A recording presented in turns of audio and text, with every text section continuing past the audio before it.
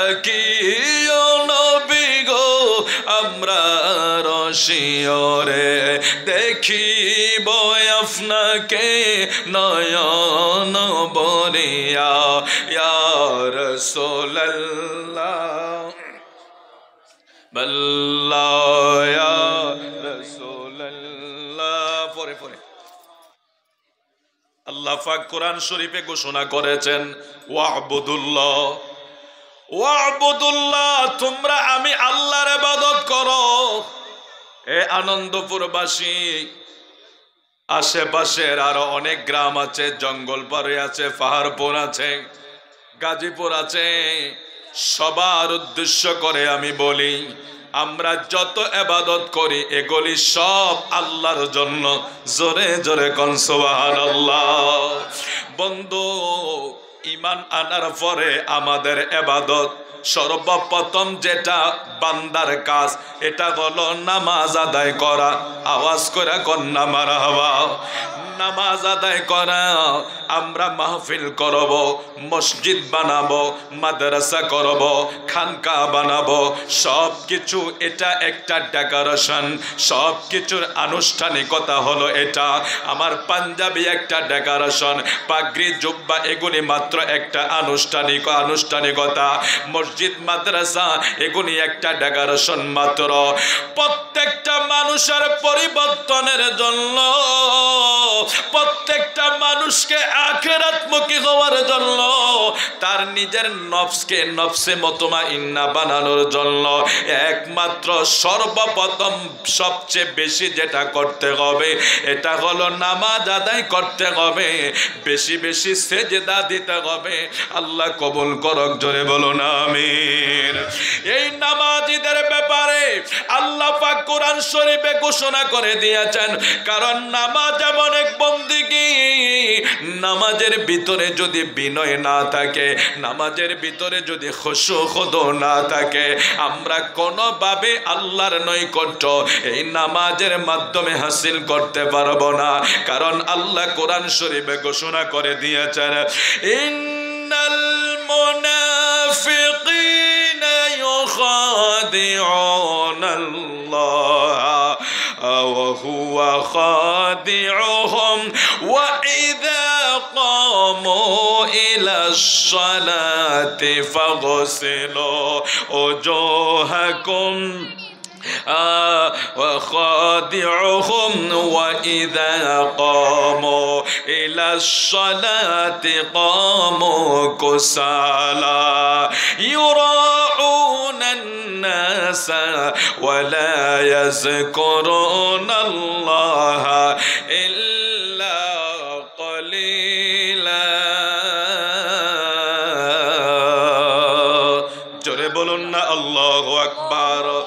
আল্লাহ বলেন, নিশ্চয়ই মুনাফেকেরা নিজের ধারণা মতে তারা আল্লাহকে ধোঁকা দেয়। জোরে জোরে নাউজুবিল্লাহ। মুনাফেকেরা মনে করে তারা আল্লাহকে ধোঁকা দেয়, আল্লাহ ক্ষমা করে দেয়। কাফেরদেরকেও আল্লাহ জাহান্নামে দিবে, বেঈমান নাসারা যারা তাদেরকে আল্লাহ জাহান্নামে দিবে। কিন্তু যারা মুনাফিক তাদের জাহান্নামটা কাফেরদের চাইতেও আরো বড় জঘন্য হবে। হুজুর, মুনাফিকের তো অনেক পরিচয় আছে, তবে সবচেয়ে বড় মুনাফিকি হইল ওইটা যারা আমার নূর নবীরে জবানে দিলে আমার নবীরে একরকম ভালোবাসতে পারে না। এটা হলো সবচেয়ে বড় মুনাফিকি, সবচেয়ে বড় নেফাকি। তাইলে আল্লাহ এখানে ঘোষণা করে দিলেন, ইন্নাল মুনাফিকিনা ইউখাদিউনাল্লাহ ওয়া হুয়া খাদিউহুম। মুনাফিকরা মনে করেছে তারা আমি আল্লাহকে ধোঁকা দেয় তারার ধারণা মতে, মানে একটা মুনাফিক। ওরা মনে করে ওরা আমাকে ধোঁকা দেয়। আল্লাহ বলেন না, প্রকৃতপক্ষে তারা নিজেরা নিজেকে ধোঁকা দিল।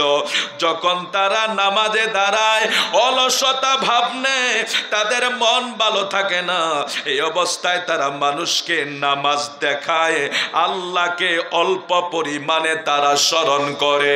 আল্লাহ পাক পবিত্র কালামে ঘোষণা করে দিছে, বান্দা তোমরা যখন নামাজে দাঁড়াও, মুনাফিকেরাও নামাজে দাঁড়ায়, তোমাদের নামাজ হইল আল্লাহকে খুশি করার জন্য, মুনাফিকের নামাজ হইল দুনিয়ার মানুষকে দেখাইবার জন্য। আব্দুল্লাহ ইবনে উবাই করতে শুরু করে, জুল খুয়াইসারও রাসূলুল্লাহর দরবারে যায়া নামাজ আদায় করত।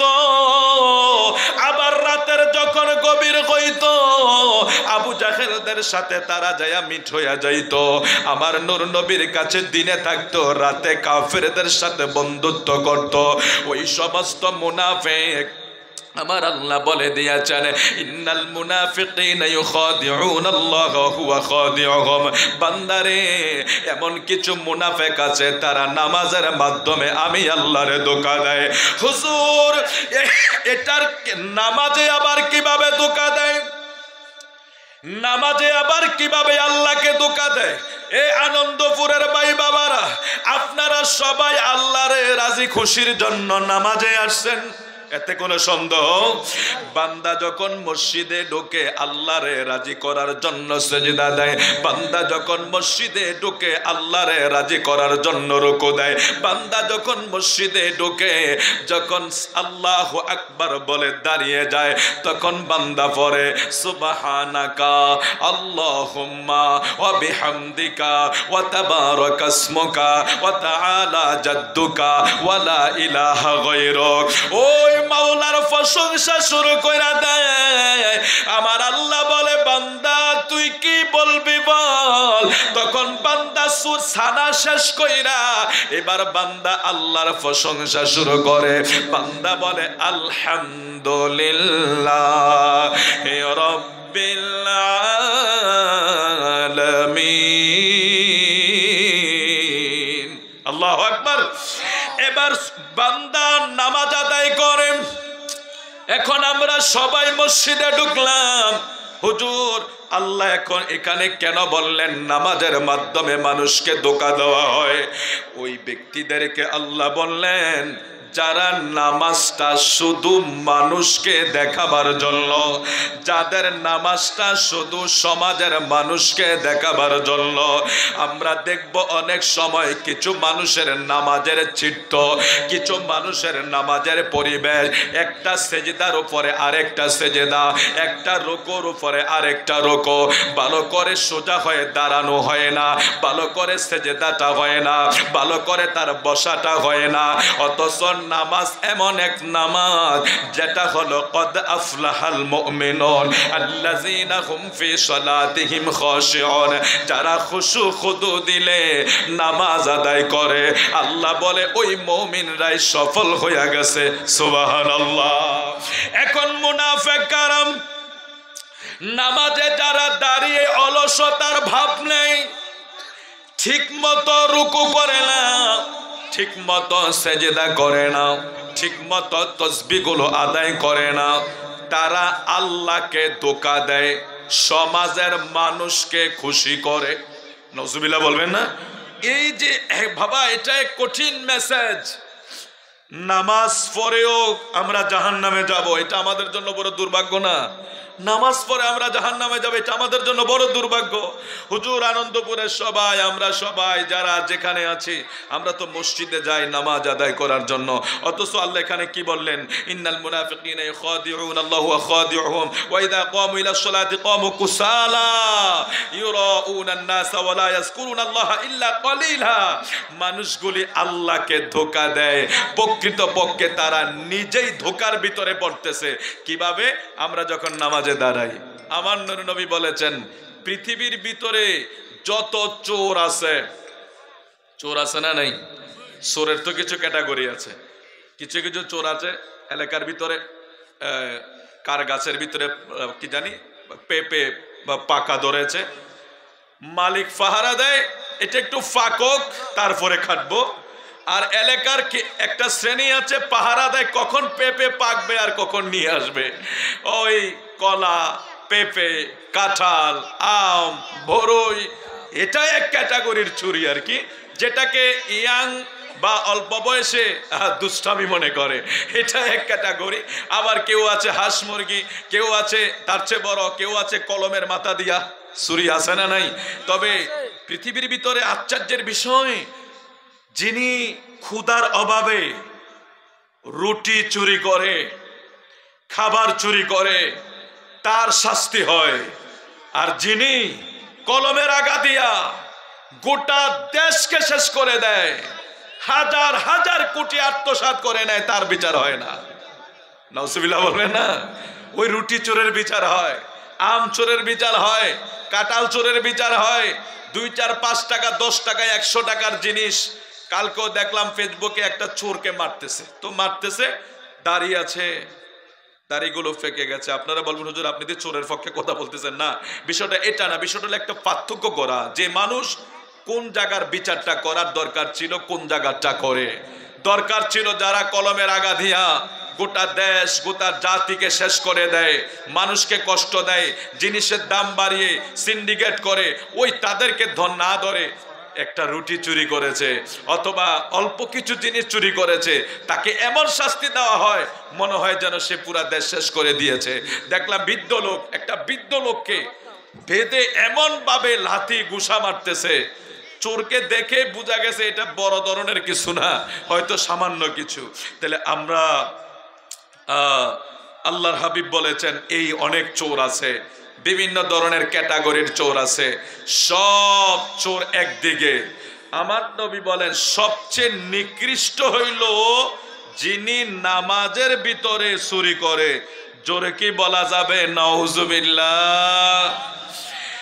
সুরের অনেক ক্যাটাগরি আছে, ক্লাস আছে, সুর অনেক ধরনের হয়, অথচ আমার নূর নবীজি ফরমান উম্মত নামাজের ভিতরে যারা চুরি করে এরা হলো সবচেয়ে বড় চোর। আল্লাহ বলছে যারা নামাজে অলসতা করে এরা মুনাফিক, এরা আমি আল্লাহকে ধোঁকা দেয়। আর আমার নূর নবী বলে উম্মত যারা নামাজের ভিতরে চুরি করে ওই চোর হইল সবচেয়ে বড় চোর। হুজুর সাহাবায়ে কেরাম প্রশ্ন করলেন ইয়া রাসূলুল্লাহ, আয়া কায়া হাবিবাল্লাহ, নবী গো নামাজের ভিতরে আবার কি মানুষ চুরি করে কিনা? এটা প্রশ্ন জাগে কি জাগে না? আমার আল্লাহ বলছেন মুনাফিক নামাজের ভিতরেও আছে, যে ধোকার কারণে সে নিজেকে নিজে ধোকা দেয়, অথচ সে মনে করছে আমি আল্লাহকে ধোকা দেয়। আবার এই দিক দিয়ে আমার নবী বলতেছেন নামাজের ভিতরে যে চুরি করে সে সবচেয়ে বড় চোর। তো সাহাবায়ে কেরাম আশ্চর্য হয়ে প্রশ্ন করেছেন, হাদিস মুবারকা আন আবি কাতাদা ক্বালা ক্বালা রাসূলুল্লাহ সাল্লাল্লাহু আলাইহি ওয়াসাল্লাম আসওয়াউন নাসি সারিকাতাল্লাযী ইয়াসরিকু মিন সালাহ ক্বালু ইয়া রাসূলুল্লাহ কাইফা ইয়াসরিকু মিন সালাতিহি ক্বালা লা ইয়াতিম্মু রুকুআহা ওয়ালা সুজুদাহা। আবু কাতাদা থেকে বলল না, নূর নবীজি ফরমান উম্মত নামাজের চোর যিনি করে, নামাজে যিনি চুরি করে সে হইল সবচেয়ে বড় চোর। নূর নবীকে সাহাবায়ে কেরাম জিজ্ঞাসা করে ইয়া রাসূলুল্লাহ, নবী গো চুরি করার জন্য তো মানুষ মানুষের বাড়িতে যায়, চুরি করার জন্য মানুষ মার্কেটে যায়, চুরি করার জন্য মানুষ রাস্তায় যায়, চুরি করার জন্য মানুষ বাহিরে যায়, নামাজে কেমনে চুরি হয়? নামাজে তো মানুষ নামাজ পড়তে যায়। আল্লাহু আকবার বলবেন না? হে হে কি আজীব বিষয়। ও ভাই নামাজ পড়তে যায় মানুষ, অথচ নবী বলছে এখানে একটা চুরি হয়, সবচেয়ে বড় চুরি হয়। আমার নবী কয় নামাজের ভিতরে যেই চুরিটা এটা হলো রুকু এবং সেজদার ভিতরে তারা চুরি করে। হুজুর এটা কেমন করে করে? বলে উম্মত রে, মানুষ যখন আল্লাহু আকবার বইলা নামাজে দাঁড়ায় তখন সূরা কেরাত পড়ার পরে তার প্রথম কাজ হইল রুকু দেওয়া। ঠিক কিনা বলেন? প্রথম কাজ কি? আপনাদের কষ্ট হইতেছে? কেউ আসুক না আসুক টেনশন করার দরকার আছে নাকি? কেউ বিরিয়ানি খাইব, কেউ কিছু ওয়াজ শুনবো, এই কয়েকটা আইটেমের মানুষ জগতে আছে। হ্যাঁ, মসজিদে এসে দেখলাম মাত্র 1.5 কাতার মানুষ, এত বড় তো মসজিদ না, কিন্তু মানুষ কি আর নাই? নামাজে এসেছে। নামাজ কি সবার উপরে ফরজ না? এখানে কয়জন মুসল্লি হয়েছে? বড় জোর 15-20 জন বা 30 জন মানুষ হইব। তাহলে এই 30 জনের বাইরে এলাকার মানুষ ছিল নি? নামাজ সবার উপরে ফরজ ছিল নি?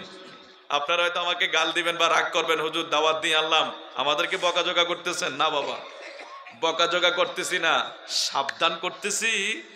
এই যে এশার নামাজটা পড়লেন না, ফজরের আগে যদি মরণ হয়ে যায় উপায় আছে? কি রে বাবা, কি আজীব বিষয় না? পড়লাম না আমি, হুজুর ভালো লাগে নাই। আবার কেউ কেউ আছে একটা প্রিপারেশন নিয়ে হুজুর পড়বো, দাঁড়িয়ে উঠুক বা আরেকটু সময় যাক, এখন তো একটু দুষ্টামির সময় না, অনেকে আছে। কিন্তু হাবিবি কিবরিয়া বলেছেন, এ উম্মত, 7 বছর বয়সে শিশুকে নামাজ শিক্ষা দাও। দেখছেন কি শিক্ষা শুরু হয়ে গিয়েছে? এটা আজকে বিজ্ঞান গবেষণা করেছে। রসুল 7 বছর কেন বললেন?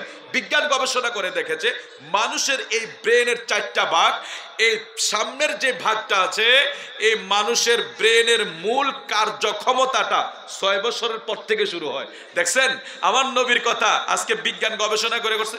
নবী 7 বছর কেন বললো? বাচ্চার কার্যক্ষমতা, ব্রেনের কাজ 7 বছরের মাথায় যে শুরু হয়। এই জন্য নবী 1500 বছর আগে বলেছেন 7 বছর থেকে তাকে তালিম দাও। কিসের? নামাজের। তাকে কোরআন শিক্ষা দাও, তাকে নামাজের তালিম দাও, তাকে সূরা কেরাত শিক্ষা দাও। তাইলে কি হবে? সে যখন ওই সময় থেকে, ওই সময় ব্রেন অনেক অনেক এক্সপার্ট, অনেক ব্রেন। ওই সময় যখন সে যা শিখবে, আমরা দেখেছি আমাদের তো প্রতিষ্ঠান আছে, আমাদের ক্লাসে যখন একটা বাচ্চাদেরকে আপনি প্রাইভেটে 2 ঘন্টা যেটা না পড়াইতে পারে, ক্লাসে আধা ঘন্টা যদি বাচ্চাদেরকে পড়ায়, একটা রিহার্সেল বা মাস্কো বা সবাইকে নিয়ে সুরে সুরে বাচ্চা মুখস্থ করে ফেলতেছে। এটা কি জানেন? তার অল্প বয়সে ব্রেন খুব এক্সপার্ট থাকে। আপনি এই বয়স থেকে তাকে ইংরেজি শিখান, সে ইংরেজি ভাষা শিখবে। তাকে আপনি উর্দু ফার্সি শিখান, সে উর্দু ফার্সি শিখবে। ও ভাই, পাকিস্তানে ওদের বাচ্চাদেরকে কি আলাদা ফার্সি শেখানোর জন্য ভর্তি করাইতে হয় না? কেন? ওরা শুনতে শুনতে শিখে ফেলে। আমরা বাংলা ভাষা কেউ বলতে পারে? আমাদের জন্য সহজ, কিন্তু কোন দেশের মানুষ বাংলা ভাষা শিখতে পারে? আমাদের জন্য সহজ। পুরা বিশ্বের ভিতরে ভাষায় যদি কোনো কঠিন থাকে তাহলে বাংলা ভাষাই কঠিন আছে। এটা কারণ আমরা উর্দু বলতে পারি, কিছু পার্সি বলতে পারি, কিছু ইংরেজি বলতে পারি, কিন্তু অন্য দেশের বক্তারা বাংলাদেশে এসে বাংলা বলতে পারে না, যাও একটু একটু বলে, একবারে থোড়া থোড়া বাংলা বলতে পারে না। তাহলে আমাদের ছেলেরা বাংলা শিখতেছে না কিভাবে? ওই যে ছোট্ট কাল থেকে দেখতে দেখতে, শুনতে শুনতে সে শিখে ফেলতেছে। এটা তার ছোট কালের ব্রেনের যে এক্সপেরিয়েন্স বা এক্সপার্ট, ওটা তার কাজে লেগে যায়। হাজিরিন, এই জন্য আমার নবীর ঘোষণাটা কি ছিল? 7 বছর বয়সে বাচ্চাদেরকে শিক্ষা দেওয়া। আল্লাহু আকবার বলবেন না? আচ্ছা, এবার 7 বছর থেকে শিক্ষা দিতে দিতে দিতে দিতে একটা পর্যায়ে এসে যখন 10 বছর হবে, বলুন না কত বছর? ও আনন্দপুরের ভাই বাবারা, মা বোনেরা যারা বাহিরে আছেন সবাই শুনে নেন, এটা আমার নবীর হাদিস, আমার নবীর বড় শিক্ষা এটা। আপনি যদি মনে করেন আপনার ছেলেটাকে আপনি মানুষ করবেন, আপনি যদি মনে করেন আপনার ছেলে থেকে আপনি কিছু পাবেন, আপনি যদি মনে করেন আপনার এন্তেকালের পর আপনার ছেলেটা কবর জিয়ারত করবে, আপনি যদি মনে করেন আপনার ছেলেটা আপনার এন্তেকালের পর আপনার জন্য দোয়া করবে, এটা যদি আপনি আশা করেন, তাহলে আজকের হাদিস শরীফটা আপনাকে আমল করা শুরু করে দেন, আমল করা শুরু করে দেন। আপনি 7 বছর থেকে শুরু করেন, 10 বছর বয়সে আমার নবী বলছেন তার বিছানাকে আলাদা করে দাও, বিছানাকে আলাদা করে দাও। তারপরে কি করব? তারপরে কি করব? তাকে নামাজের জন্য প্রয়োজনে প্রহার করো। সুবহানাল্লাহ, আল্লাহু আকবার। দেখছেন, অথচ আমরার বাচ্চারা আমরা যে আদর করি দেখেন। আগে স্কুলে আমরা ফকির বাজার স্কুলের আমাদের গফুর, আমাদের এই যে মোতায়েব চৌধুরী সাহেব, তারা যারা আছেন তারা তো বলতে পারবে, যারা গফুর স্যারের স্টুডেন্ট ছিল তারা মাঝে মাঝে বলে, হুজুর স্যার আপনার বেতের বাড়ি যার ফিটে লাগছে সে আজকে বাংলাদেশের বহু ভালো ভালো জায়গায় পথ পেয়ে গেছে, ফিটা যে খাইতে পারছে। কিন্তু এখন ফিটাও নাই, শিক্ষাও নাই, চলে গেছে সব। ছেলেরা আদব যে জিনিসটা হারিয়ে গেছে। কেন জানেন? কারণ ওই যে শাসন করা যায় না, ধমক দেওয়া যায় না বাচ্চাকে। আমরা টিচাররা অনেক সময় হেনস্থা হয়ে যাই। কোন জায়গার একটা ফটো দেখলাম যে একটা টিচারের গায়ে অনেকগুলি বেতের আঘাত, হেডলাইন লেখা হয়েছে, এটা কি হয়েছে যে ওই কোন এক বাচ্চাকে ও মেরেছে বিদায় গার্ডিয়ান এসে টিচারকে মেরেছে। নাউজুবিল্লাহ পরে বলবেন নাকি? এটা কি গজব না? যেখানে আমাদের উস্তাদরা বলতেন মা বাবার মনে কষ্ট দিলে যেভাবে তোমার সব ধ্বংস হইয়া যায়, তোমার উস্তাদের মনে কষ্ট দিল সেটাই হবে, ঠিক কিনা বলেন? আমাদের উস্তাদরা বলতো ছোট হইলো সাপ, বড় হইলো সাপ। তার মানে টিচার সে যদি ছোট হয় তোমার শিক্ষক, সে যদি মুক্তবেও তোমাকে পড়িয়ে থাকে সে তোমার শিক্ষক। তাইলে এই শিক্ষকের মর্যাদা আজকে চলে গেছে। তাহলে যেই প্রহারের কথা বলছিলাম, এটা আমি বলি না কোন শিক্ষক এখন যেহেতু বাচ্চারা এটা নিতে পারে না, এটাও কিন্তু একটা পরিবর্তন। আগে আমরা নিতে পেরেছি। আমাদের হেফজখানার ছেলেদেরকে দেখছি আমাদের হুজুররা এরকম গামছা কোমরে বাইদা ফিটাইছে, গামছা কোমরে বাইদা ফিটাইছে, ফিটা কি ফিটা। এরকম বাচ্চা আছে কোরআন শরীফের উপর দিয়ে লাভ দিয়ে বাইকে গেছে, ফিটা সহ্য করতে পারছে না। কিন্তু এখনকার ছেলেরা আবার তাদের যে গঠন, তাদের যে বর্তমান যে হাইব্রিড খাবার দাবারের কারণে এখনকার ছেলের একটা ধমকও সহ্য করতে পারে না, ঠিক আছে না? এটাও কিন্তু এক পরিবর্তন। তো যাই হোক, ভালোবাসা দিয়েও পড়ানো যায়। তাহলে আমার নবী বলছেন যদি 10 বছর বয়সে সে নামাজ না পড়ে তাকে কি করতে হবে? প্রহার করতে হবে। তার মানে বাবার দায়িত্ব, মায়ের দায়িত্ব, ছেলে যদি নামাজ না পড়ে তাকে 10 বছর থেকে প্রহার করে হলেও নামাজি বানাতে হবে, মসজিদে আনতে হবে। এটা আমার প্রিয় নবীর পথ দেখানো রাস্তা, আমার নবীর হাদিসে মোবারকা। আল্লাহ আমাদেরকে বোঝার তৌফিক দান করুক, জোরে বলে আমিন। আর একটু মহব্বত করে বলে আমিন। তো বলছিলাম আমার প্রিয় নবী সাল্লাল্লাহু আলাইহি সাল্লাম বলছেন নামাজ চোরের কথা। এখন নামাজ চোর, আপনারা আবার রাগ করে না, হুজুর এত চোর চোর করে আমাদেরকে কিছু বলতেছেন নাকি? না, এটা হাদিস শরীফে আসছে। হ্যাঁ, আমার নবী নামাজ চুরির কথা বলছেন যে পৃথিবীতে যত রকমের চোর আছে সমস্ত চোরের চাইতে নামাজ চুরি সবচেয়ে বড় চোর। হুজুর কেমনে চুরি করে? এ বান্দা শোনো, উনি যখন নামাজে দাঁড়ায়, নামাজে দাঁড়াইয়া যখন প্রথম রুকু দেয়, রুকু দেওয়ার সময় সে ওই তাসবিহটা তাড়াতাড়ি শেষ করার জন্য ভালো কইরা সে উচ্চারণ করে না, রুকু থেকে ওইটা সোজা হইয়া দাঁড়াইতে হয়। এক তাসবিহ পরিমাণ দাঁড়ানো ওয়াজিব। সুবহানাল্লাহ। মাসালা আজকে আমি নইলে একটু ভিন্ন ধরনের ওয়াজ করে যায়, বাকি হুজুরা কি করে আমি জানি না। এগুলি মনে হয় দরকার নাই নাকি? বাবা অনেকে নামাজ পড়ে, আমি অনেক সময় পিছনে দাঁড়াইলে দেখি আল্লাহ আমার ভাইয়ারা এত ওয়াজ করি কত শিখতেও যায় না, জিজ্ঞেসও করে না। আর এখন তো কি এক মুভমেন্ট মানুষের, হামসে বড়া কোন হয়, আমার মতো বড় আর কেউ আছে? একটু জিজ্ঞেসও করে না বাবা। অথচ সূরা, কেরাত, নামাজের হুকুম আহকাম যদি আপনি না জানেন, নামাজ ভঙ্গের 19টা কারণ যদি আপনি না জানেন, কোথায় সুজদা দিতে হয় সেটা যদি না জানেন, কিভাবে নামাজ পড়বেন বাবা? এগুলি শিক্ষার জন্য আমার নবী কত বছর বয়স থেকে বলেছিলেন? 7 বছর না? অথচ আমাদের অনেক ছেলেরার বয়স হয়ে গিয়েছে 25-30 বছর। আমার চেনা জানা এক কাউন্সিলর ছিল, বুঝছেন? এক কাউন্সিলর ছিল, মানে কাউন্সিলর মানে কি, বড় নেতা না? ও সূরা কুল ফল্লাহ ছাড়া কিছু পারে না। ও তো ভাই নামাজ পড়েন কেমনে? একটু ফ্রি মাইন্ডেড ছিল, নামাজ পড়েন কেমনে? কই এটা দিয়ে সব সেরা লাই। কোথায় হুজুর কল আসছে আপনার মোবাইলে? এটা দিয়ে আসি। তো এগুলি আমাদের জন্য অপারগতা, এগুলি আমাদের জন্য বড় খারাপ সিগন্যাল বাবা। আমরা মুসলমান না? আমাদের আপনি দেখেন হিন্দু, বৌদ্ধ, খ্রিস্টান, তাদের যে বাংলা ভাষাবী যে বইগুলো আছে এগুলো আমরা পড়তে পারবো না, দাঁত ভেঙে যাবে, এদের ভাষা উচ্চারণে এত কঠিন, অথচ এগুলিও তারা শিক্ষা গ্রহণ করে। আর আমরা সহজ জিনিসগুলো আমরা শিক্ষা গ্রহণ করি না। তাইলে আমার প্রিয় নবী বলছেন নামাজ চোরের কথা। এখন নবীজি বলছেন যারা রুকুতে নামাজ চুরি করে এরা হইল নামাজ সবচেয়ে বড় চোর। হুজুর কিভাবে তারা চুরি করে? বলে তারা যখন রুকুতে যায় এখানে পড়ে সুবহানা রাব্বিয়াল আযীম, সুবহানা রাব্বিয়াল আযীম, সুবহানা রাব্বিয়াল আযীম। কমপক্ষে কয়বার? আরো জোরে, আরো জোরে। এই সুবহানা রাব্বিয়াল আযীম 3 বার কমপক্ষে পড়ার পরে, এখন আমি যদি পরিষ্কার করে না পড়ি সুবহানাল্লাহ, কারণ দাওয়াত আছে, ঠিক আছে না?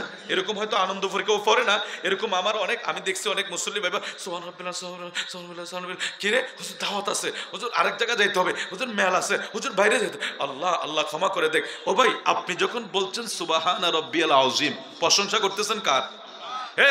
এই স্টেজের ভিতরে যদি নেতার প্রশংসা, বাবা সামনে আসেন, স্টেজের ভিতরে যদি নেতার প্রশংসা করতে যে একটু আলহাজ না কন, নেতায় পরে অবস্থা খারাপ করে দেয়। এই অমুকের ফুতরে কই সাবধানে থাকতো, শিক্ষালয় তো কইস আমার এইভাবে অপমান করছে স্টেজের ভিতরে, আমার আলহাজ কইলো না, আমার এইভাবে নামটা বললো না, এই এরকম হয় কি হয় না বলুন? ও বাবা, আপনি নেতার নাম যদি উচ্চারণে ব্যাঘাত হয়, আপনার উপরে হুমকি আসে, যিনি মালিক, যিনি স্রষ্টা, যিনি রিজিক দাতা, যিনি হায়াতের মালিক, তিনাকে যখন সেজদা দিতে যাব, রুকু দিতে যাব, তিনার প্রশংসা করতে সুবহানাল্লাহ এইভাবে হবে? কত বড় বেয়াদবি হয়ে যাবে না সেখানে? এই জন্য আমার নবী বলছেন নামাজে চুরি করা সবচেয়ে বড় চোর। পৃথিবীতে তো অনেক চোর আছে, আমার নবী বলেন নামাজে সবচেয়ে বড় চোর। কিভাবে? রুকুর ভিতরে যাওয়ার পরে বান্দার কাজ হইল তিনবার কমপক্ষে সুবহানা রব্বিয়াল আযীম পড়বে, তিনবার পড়া সে রুকু থেকে দাঁড়াবে। দাঁড়ানো দরকার আছে না নাই? না, এই যে অনেকে আছে ধরেন, আপনারা রাগ করেন না, এই যে রুকু দিতেছে তো আল্লাহ আবার চলে গেছে, এটা দাঁড়াইতে হবে না? দাঁড়ানো, দেখেন আপনি, আমরা যখন রুকু দিলাম এভাবে রুকু সুবহান রব্বিয়াল, আমাদের চোখের নজর থাকবে এই যে দুই বৃদ্ধাঙ্গুলের মাঝখানে, এভাবে নজর থাকবে, হাঁটুর উপরে হাত থাকবে, হাত আমরা এভাবে ছেড়ে দেবো, আঙ্গুলগুলি ফাঁকা থাকবে। যখন আমরা রুকু দিব আমাদের পিঠ একেবারে সোজা থাকবে, পিঠ একেবারে সোজা থাকবে। এভাবে যখন আমরা তসবিহ পড়বো, তসবিহ তিনবার, কয়বার? তিনবার পরে আমরা যখন এইভাবে সোজা হয়ে দাঁড়াতে হবে। মাসালাটা বুঝতে পেরেছেন? এখন আমরা যদি না দাঁড়াই, এখানে ওয়াজিব তরক হয়ে যাবে। কিভাবে হুজুর, এটা তরকটা কিভাবে হবে? আপনি ধরেন রুকু দিলেন, একটু তাড়াহুড়া আছে, নামাজটা শেষ করতে হবে, রুকু দিলেন, তো রুকু দিয়ে উঠে আবার সিজদায় চলে গেলেন, এখানে ওয়াজিব তরক হয়ে গেল না? তো ওয়াজিব যদি তরক হইয়া যায়, সুসেজদা না দিলে নামাজ হইব? সুসেজদা না দিলে নামাজ হইব? নামাজের ভিতরে ফরজ তরক করে নামাজ বাদ, ওয়াজিব তরক হইলে সেজদায় সু দিতে হয়। তো এখন আমরা বেশিরভাগ, অনেকেই এই রুকুর অবস্থা বড় খারাপ দিছে, তো ওইটা সোজা হওয়ার আগে সেজদা, নাউজুবিল্লাহ পরে বলবেন, আমি আপনাদের দোষ দিচ্ছি, অনেক জায়গায় এরকম আছে, এই জন্য বলছি আর কি, যে সোজা হওয়ার আগে চলে যা। অথচ মাসালা কি? সোজা হয়ে দাঁড়িয়ে কমপক্ষে এক তাসবিহ পরিমাণ আপনি এভাবে থাকতে হবে। সুবহানা রাব্বিয়াল আলা পড়তে যে সময়টা, এতটুকু সময় আপনি এভাবে থাকতে হবে, এটা ওয়াজিব, আপনি দাঁড়াতে হবে, তারপরে আপনি রুকুতে যাবেন। এখন আমরা যদি ওইটা না করি, যদি ভুল ক্রমে হয়ে যায়, ইচ্ছা করে হলে নামাজ বাদ হয়ে যাবে, যদি ভুল ক্রমে হয়ে যায় তাহলে আমরা কি করতে হবে? সুসেজদা দিতে হবে। ঠিক আছে, এটা মনে রাখবেন। আল্লাহ আমাদেরকে বুঝার তৌফিক দেন। তারপরে আমরা কোথায় যাই? রুকুতে যাই। রুকু যাওয়ার পরে সেজদা। আমার নবী বলছেন সেজদায় চুরি করে। হায় হায় নবী গো, সেজদায় কিভাবে চুরি করে? বলে দুই সেজদার মাঝখানে বসা ওয়াজিব, দুই সেজদার মাঝখানে এক তাসবিহ পরিমাণ বসা ওয়াজিব। হুজুর এটা কেমনে চুরি করে? বলে সেজদা তো দিতে হয় মাথা ঝুঁকাইয়া, আবার উইটা বসতে হয়। এখন আমার উম্মতেরা যারা নামাজে চুরি করে, ওই চোরগুলির অভ্যাস হইল সেজদার ভিতরে যাইয়া বসার আগে আরেকটা সেজদা দিয়া দেয়। এটা হলো নামাজের সবচেয়ে বড় চুরি। হুজুর তাইলে নামাজটা আদায় করব কিভাবে? আদায় করার পদ্ধতি হইল, আমরা যখন সেজদাতে যাব সুবহানা রাব্বিয়াল আলা, বলুন সুবহানা রাব্বিয়াল, আবার বলুন সুবহানা রাব্বিয়াল আলা। কমপক্ষে কয়বার? তিনবার। তিনবার আমরা রুকুতে সেজদাতে যাইয়া এই তাসবিহ পড়া, ওইটা আমরা বসতে হবে, হাঁটুর উপরে হাত রাইখা বসতে হবে। এই তিনবার তাসবিহ পড়া আমরা বসবো, কমপক্ষে এক তাসবিহ পরিমাণ সময় বসবো, বসার পরে আবার রুকুতে যাব। এইভাবে নামাজ আদায় করতে হবে। আর যদি এইভাবে নামাজ আদায় না হয়, আমার নবী বলে পৃথিবীতে যত চোর আছে সবচেয়ে বড় চোর নামাজের চুরি করা। জোরে জোরে কোন নাউজুবিল্লাহ। একটা হাদিস শরীফ বলে বিদায় নেই, কষ্ট হইবে আপনাদের। আমাদের হুজুরকে মুতাসাদ্দি সাহেব নিয়ে আসার জন্য অনুরোধ করছি। আমার নবী ফরমান ওয়ানা নাসিন ক্বালা সাল্লা বিনা রাসূলুল্লাহ, সবাই বলেন সাল্লাল্লাহু আলাইহি সাল্লাম, যাতা ইয়াউমিন ফালাম্মা ক্বাদা সালাতা আকবালা আলাইনা বিওজহিহি ফাকালা আইয়ুহান নাসু ইন্নী ইমামুকুম ফালা তাসবিকুনি বিররুকুই ওয়ালা বিসসুজুদি ওয়ালা বিলকিয়ামি ওয়ালা বিলইনশিরাফি ফাইন্নী আরাকুম আমামিন ওয়া মিন খালফি সুম্মা ক্বালা ওয়াল্লাযী নাফসু মুহাম্মাদিন বিয়াদিহি লাউ রাআইতুম মা রাআইতু লা দাহিকতুম ক্বালিলা ওয়ালা বাইকাইতুম কাসীরা ক্বালু ওয়া মা রাআইতা ইয়া রাসূলুল্লাহ ক্বালা রাআইতুল জান্নাতা ওয়ান নার, রাওয়াহু মুসলিম। আনাস রাদিয়াল্লাহু তাআলা আনহু থেকে বর্ণনা, তিনি বলেন একদিন আমার রাসূল আমাদেরকে নামাজ পড়ালেন, নামাজ সমাপ্তের পর তিনি আমাদের দিকে ফিরে বসলেন। সুবহানাল্লাহ। এই হাদিসটা বলে শেষ করে দেব ইনশাআল্লাহ। আমার নবী কি বলতেছেন? হযরত আনাস বলতেছেন আমার প্রিয় নবী আমাদেরকে নিয়ে একদিন নামাজ পড়াইলেন, অতঃপর নবী আমাদের দিকে ফিরে বসলেন। আমার নবী বলছেন হে লোকেরা, নিশ্চয় আমি তোমাদের ইমাম, তাই তোমরা রুকু সেজদা দাঁড়ানো এক রকমতে অন্য রকমের পরিবর্তন আমার পূর্বে করিও না। সুবহানাল্লাহ। আরো জোরে কোন সুবহানাল্লাহ।